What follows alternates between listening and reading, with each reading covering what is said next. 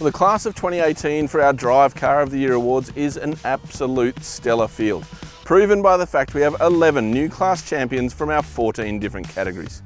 But the reality is we would not hesitate to recommend any of the 49 finalists. That is why they are here.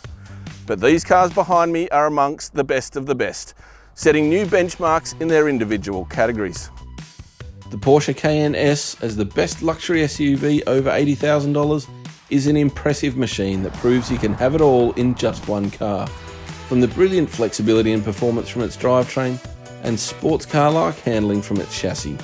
Porsche Cayenne is home to a gorgeous cabin. I mean, just look at these backlit, beautiful controls here in the center console, this massive widescreen display here, and a driver-focused dashboard that blends history with technology. But more than that, the fundamentals are outstanding. The car has brilliant seats, it's got a great driving position, and all of the key controls are perfectly weighted.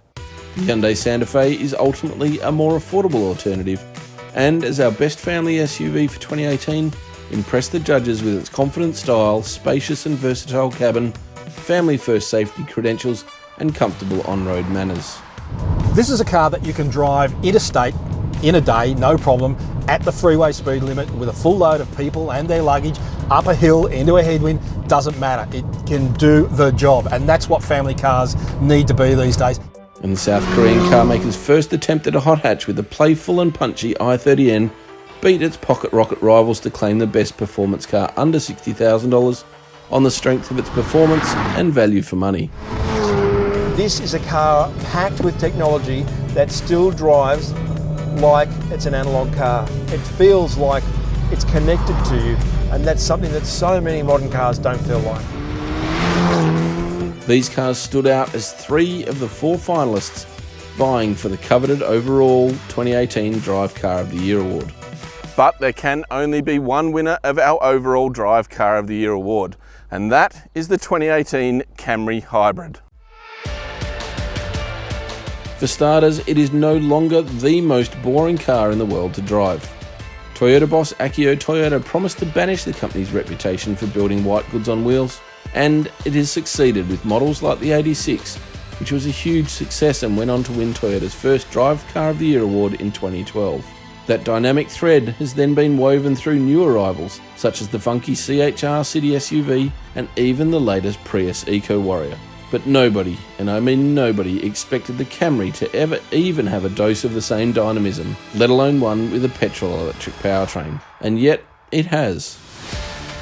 The Camry is powered by a new generation 2.5 litre petrol 4-cylinder that is linked to an electric motor with a small battery pack, producing a combined power output of 160 kilowatts, with an average fuel consumption figure of just 4.2 litres per 100 kilometres.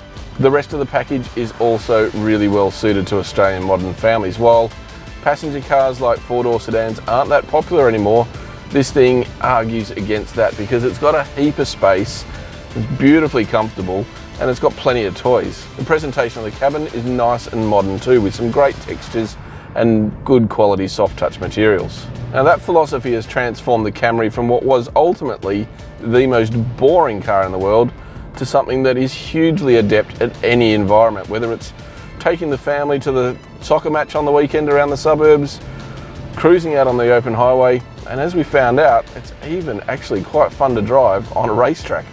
Who would have thought you could ever say that about a Camry?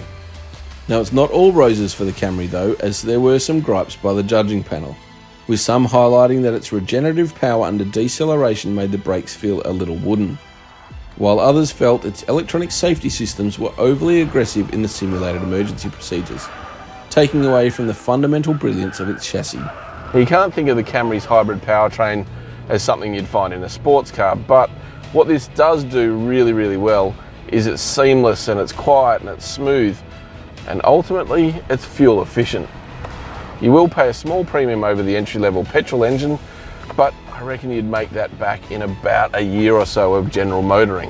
What the Camry Hybrid does is really democratises that petrol-electric technology for the masses. In the end though, it was an almost unanimous decision to award the Toyota Camry Ascent Sport Hybrid as the 2018 Drive Car of the Year, with votes from 5 of the 7 judges. All agreed it ticks plenty of boxes. It's affordable to buy, affordable to run, and affordable to maintain. Its cabin is spacious, comfortable and loaded with all the tools and toys you'll ever need.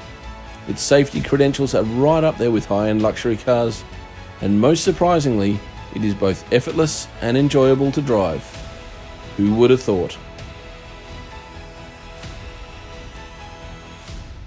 If you like what you see from Drive.com.au and want to watch more car review videos, then subscribe to our YouTube channel.